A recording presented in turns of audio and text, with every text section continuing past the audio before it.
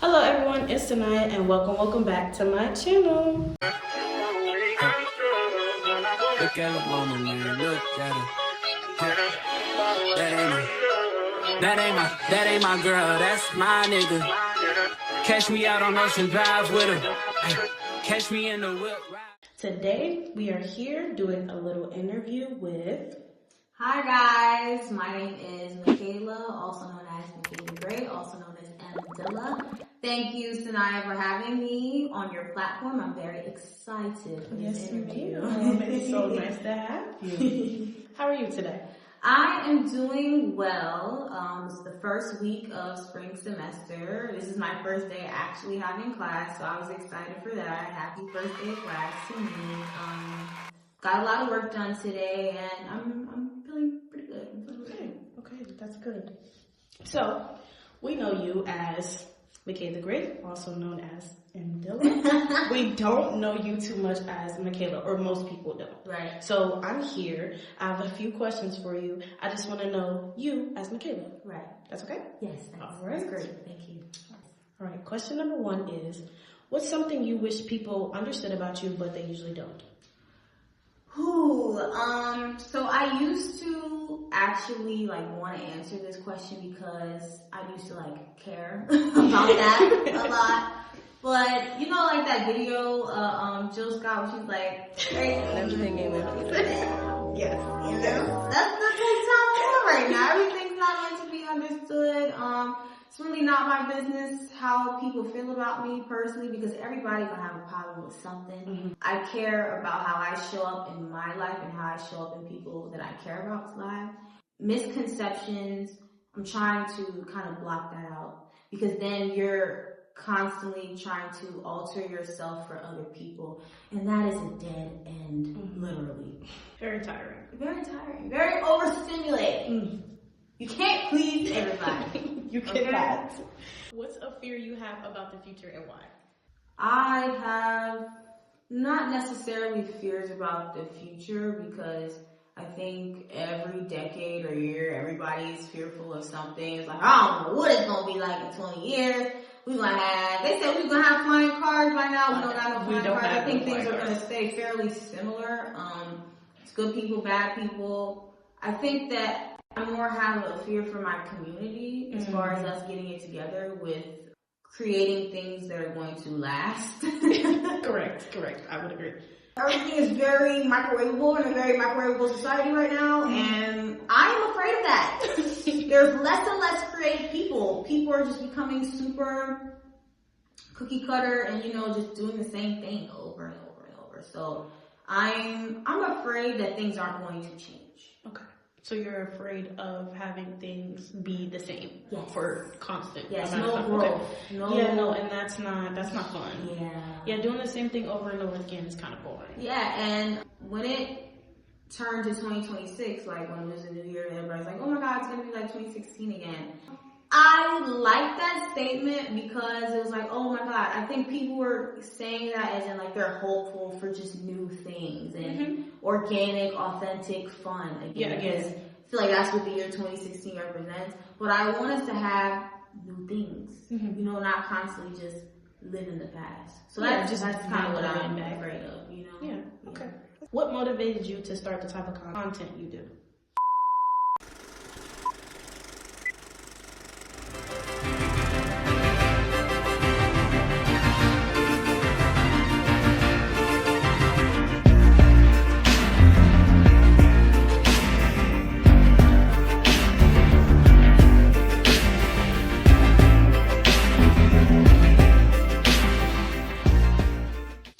What motivated me to start doing interviews was the fact that I like to talk.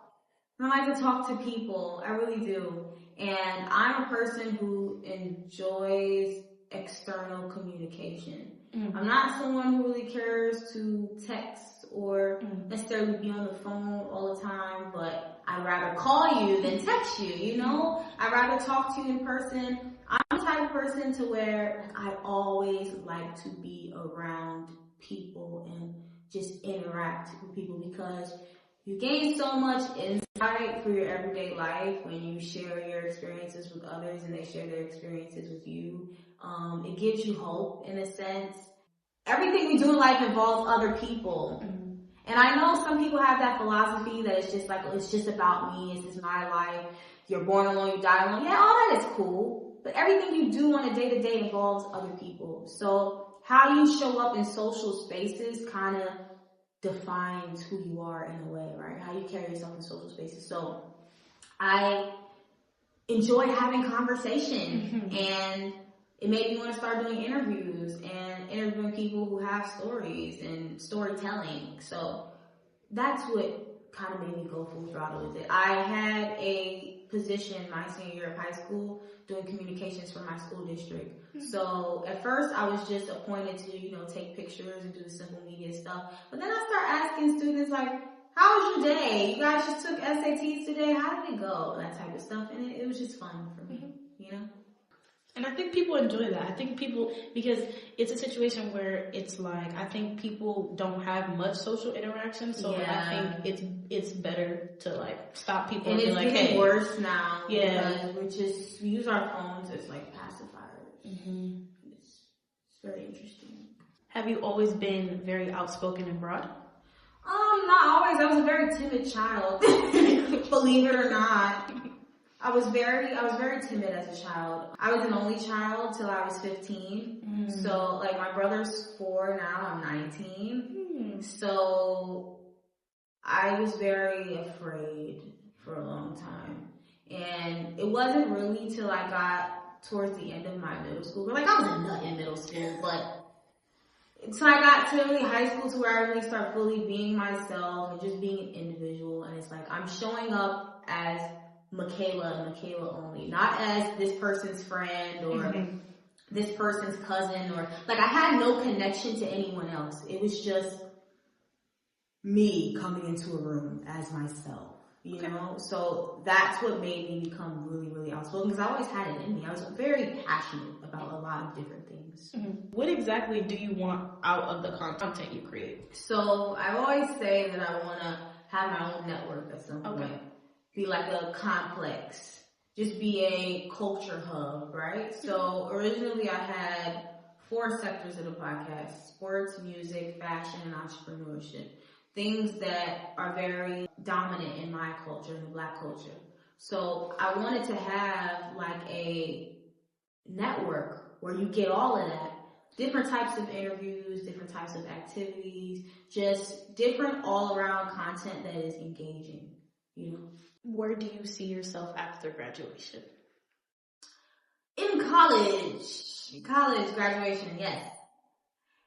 It's so funny because I know I'm going to graduate, but I don't see myself like being in school all 4 years. Like I see myself like 2 years from now, kind of like, oh wait, I still have to go to school, that type of thing. Like I'm just all over the world doing this, doing that, and it's just like, oh wait, Mdilla still goes to DSU? Yeah, she technically does. It's just y'all don't see me here. That's everything. But that's no shade. I love my school.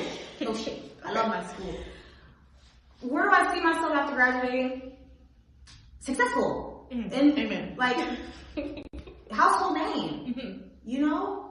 And it's like I just believe it now more than ever, because we're trying to really do things now to make that happen. I know I'm going to finish school. I'm going to finish school on time, of course, but I don't think it's going to be the regular student experience for much longer. You know? Yeah, I understand. I see. Yeah. What's something you've always wanted to achieve but haven't yet? I want to learn how to swim. Yes. I want to learn how to ride a bike. Okay. I want to really learn how to be a student. What do you mean by that? So I have things that are naturally given to me that I'm able to do. Okay. But I want to learn how to really study my field, study the game, and be open to just learning, sitting down still and learning. One thing I've had trouble with the last year is just sitting still and really just studying, I'm open to having conversations. I'm open to learning new things. I have a million mentors, but it was really hard for me to just sit down and study. Okay. And be still and shut up. But just someone who's able to just take time to herself and do what she needs to do. Instead of it always involving like work or... Okay. And even if it does involve work, just to have my own like isolation, like bubble, and just get done what I need to get done. Okay, I see. Not always feel the need to be moving, you know. That's what I'm saying, like just be a student and just sit down. Yes, just be. Okay. What would you say to people who are inspired by you but aren't so confident? Girl, we all got we all got stuff we need to work on. Right. You grow, I know, is when you figure out what your strengths are and not comparing yourself to other people, because you'd be surprised about like what people go through in their minds. Like you can be so inspired by somebody, but that person like just feels like they are not an inspiration to anybody, and they're sad, and their mama just died, and all types of stuff. Yeah, so when it comes to advice, people will tell you so many things. It is your job not to internalize everything, because it's a combination of things when people tell you stuff. Sometimes people are projecting, sometimes people genuinely just want to give you advice because they feel like that's what's best. Sometimes people, they couldn't do it, say, oh, you can do it. Like, it's so many things that come with people giving you advice. So don't internalize every single word. You take it and you apply it to your life. There's no one cheat code for life, really. Everybody's different. Everybody's circumstances is different. Everybody's appearance, situation, insides are different. Literally. You know? So, who or where does majority of your support come from? I love my mama, my girl, my mentors, mainly the adults in my life. Okay. I don't really talk to... I'm just getting to that point where I'm talking to people my age about stuff that I struggle with, because it's like we're all young. What advice can you really give me? Yeah. Like, okay, that makes sense. Describe your high school experience to me in 3 words. Resilient, abstract. Like abstract. You know, when you have like a painting, there's like so many different colors, but then it can be all one color at the same time, but then like rewarding. Okay. Why do you say abstract? Because I feel like I was in high school for 10 years. Definitely. It was a long. Yeah, 3.5 felt like 10 years for me, because it was like I did so much freshman year. I did so much sophomore year. Sophomore year, I was about to die. I did so much. 11th grade year, did so much. Then senior year, I started the podcast, and I really did a lot. Like, it was jam-packed. Okay. It was long. I was ready to go. What would you say is the best part about being you? I'm always grateful at the end of the day. So I have problems. I have stuff that goes on in my life, but I'm always grateful at the end of the day, because it could be so much worse. And I'm really privileged in a lot of different ways, and I'm always appreciative of that, because there's people that are going through way worse things. They don't have the opportunity to do that. They don't have adults that'll pick up for them and give them advice, and they don't have people that'll really stick their neck out and help and give them things. So I'm always appreciative of that, because Lord knows there's a lot of stuff I shouldn't have got away with that I did. Get away with. What is a moment in your life that you feel truly proud of? Oh my God, there's so many things that I feel proud of. You've done a lot. I've done a lot. Ooh, girl, I'm tired. I'm tired. I understand. So in the beginning though, but I'm very proud, because a lot of people don't know this, but I was not, like, there was a split second where I didn't think I was going to college. Because, like, the day of my graduation, I was told that I was not going to be able to get that Inspire, like, 4 years. And I'm like, I can't pay for school. Right. I can't pay for school. So I thought I wasn't going to school. And I was told that because I had a low grade in geometry, 10th grade year. Okay. And I had the GPA requirement for the Inspire, but DSU didn't take low math grades. It was something really weird. Wow. But I was like, ooh, I thought I was gonna be able to go to school. I was hyperventilating. I was crying. I was like, why? And it's like, why would I be told this to do my freaking graduation? No, look, that's the worst day. Worst time to tell me. Yeah.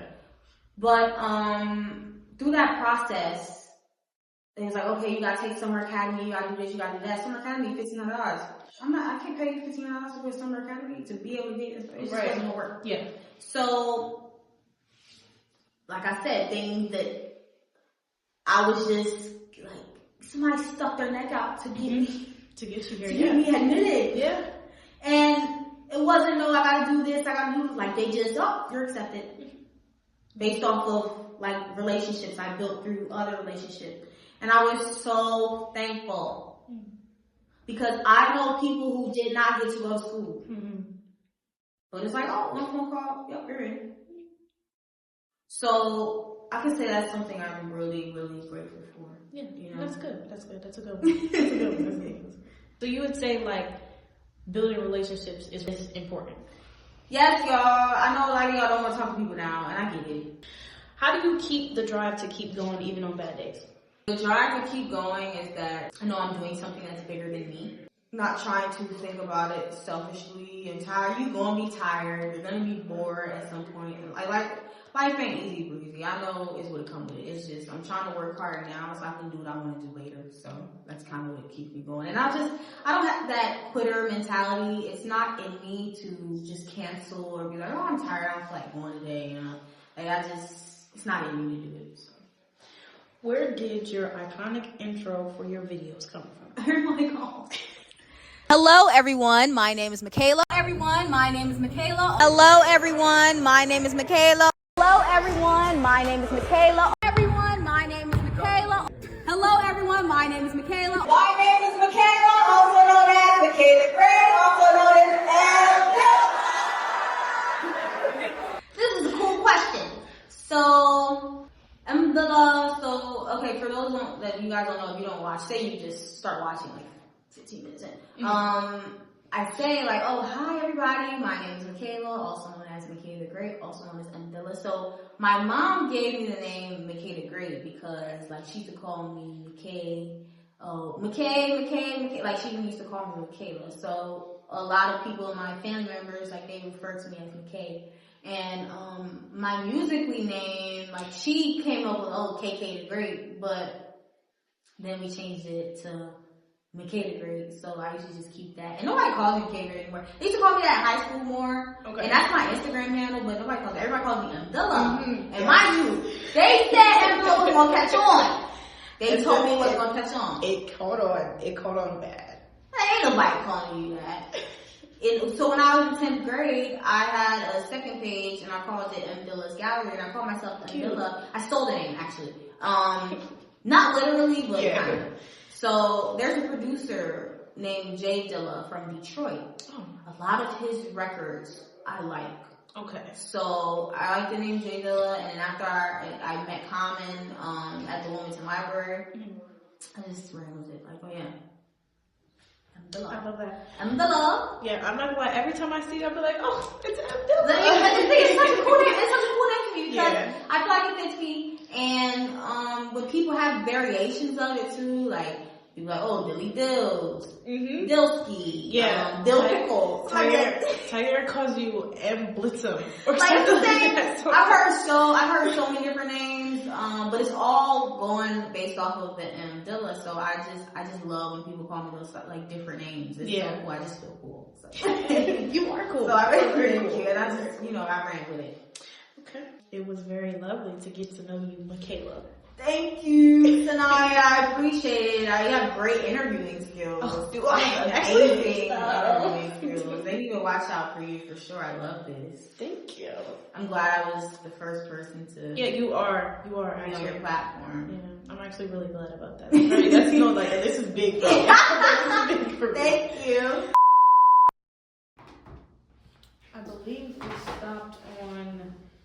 Oh, it's wing night. I think. Is it Thursday? Should be right. Second one is what's the fear? We're gonna cut that out. Sorry. Hold on. If we start it again? No, someone's calling me. I felt like that was gonna happen too. Somebody call you.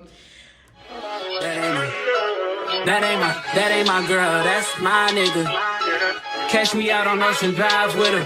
Ay, catch me in the whip, ride with her. Hey, sipping something, bumping big, hypnotized.